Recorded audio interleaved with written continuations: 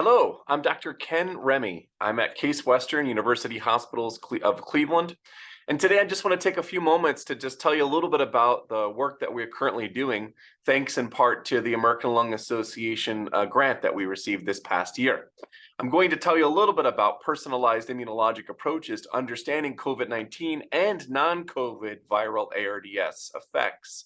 Really excited about this opportunity and really want to thank you guys for all of the support that you guys have provided as we grow this literature over the next couple of years together. So, I'm going to talk a little bit about science today because I think it's important to understand what we're doing. But one of the things that's quite interesting in COVID is that there's two different pictures that we saw in patients.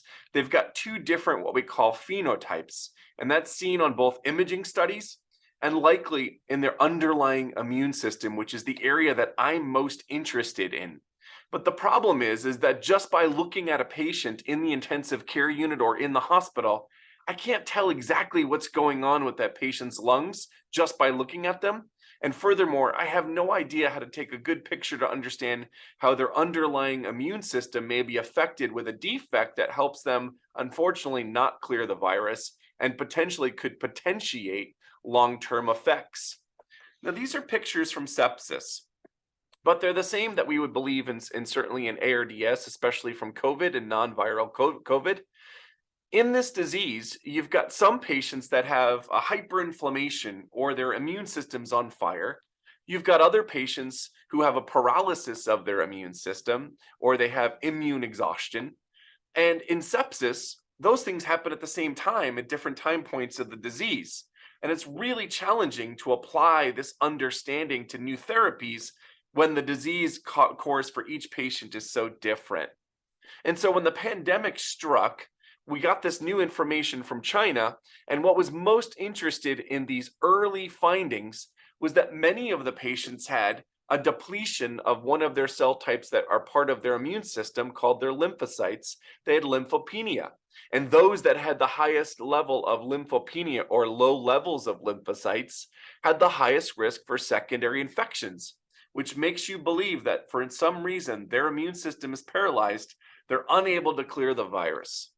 And then we heard a lot about cytokine storms, which is also true in this disease. And so you've got this hyperinflammation and this hypoinflammation in certain patients, and really an inability to actually know what's going on. And so that term cytokine storm in my field, it's really an umbrella term. And it's used to characterize a number of different effects in the immune system, but it's very nonspecific.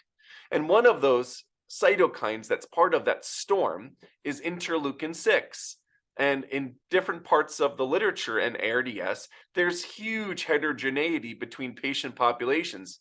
Therefore, using a one-size-fits-all for all patients with COVID ARDS and giving them a therapy that fits all of them could be problematic. And then furthermore, what about that lymphopenia, which goes along with immune exhaustion or paralysis? And so we know that immune exhaustion means that the body's unable to clear different viruses and bacteria and fungus. And over time, those folks that have ARDS likely have exhaustion of their immune system, which is why when they leave the hospital, we see many of these patients over the next couple months come back to the hospital and sadly die. And so following what could happen in their immune system could be really informative. And so my group, when I was at Washington University, published an early COVID paper that shed some light specifically on what's going on in the immune system. And what we did demonstrate was that all of those patients that did die from early COVID certainly had low lymphocytes that went along with this concept of immune exhaustion. But we also demonstrated that their interleukin 6 levels, which are part of that cytokine storm, were very high. In fact, they were twofold higher than we see even in septic patients. And so one way that we like to look at the immune system as if you had a Polaroid camera and could take a picture is by using something called enzyme-linked immune absorbent spot, or ELISpot, which allows us to take patients' blood, be able to look exactly at which cells are producing which cytokines, and when we give them a positive stimulus, if they don't make that cytokine, it tells us that those cells are not actually effectively working.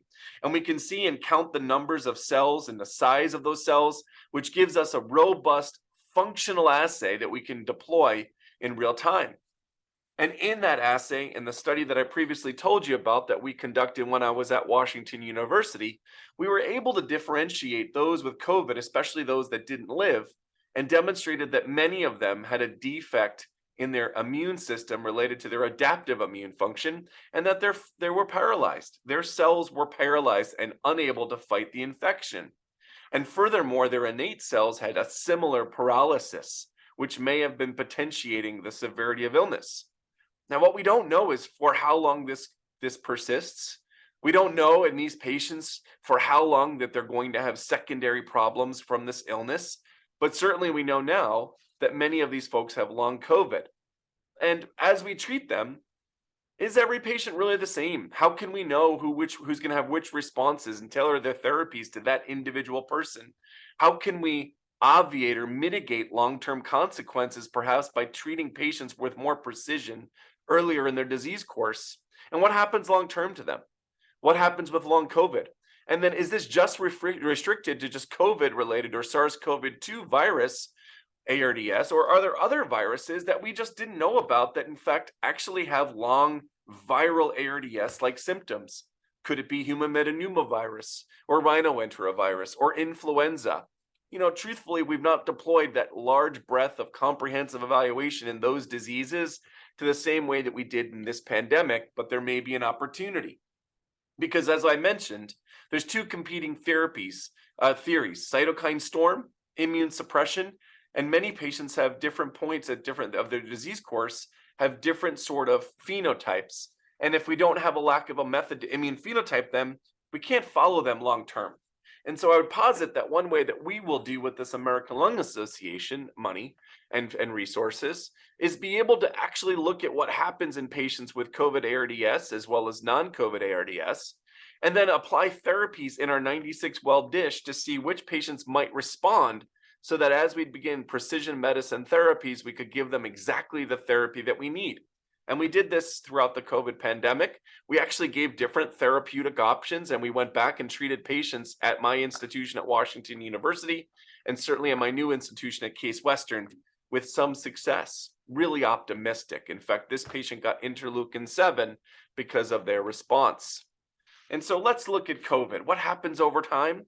Well, you detect the virus in that middle PCR positive space, and you can see that some patients have this chronic or post-COVID-19 phenomenon. But why? Could we identify them earlier so that we could give therapy so that they don't have this? Is this a manifestation of an immune system that's certainly in chaos and is unclear about where they are with hyperinflammation or hypoinflammation? And so, in conclusion, we've got evidence that patients with severe COVID disease have a paralyzed or suppressed immune system. They're likely unable to eliminate large volumes of the infection from their body, especially in their pulmonary space. And we believe that other viruses probably operate similar to this that cause ARDS. And in fact, those patients that have paralysis of their immune system likely have inability to clear virus.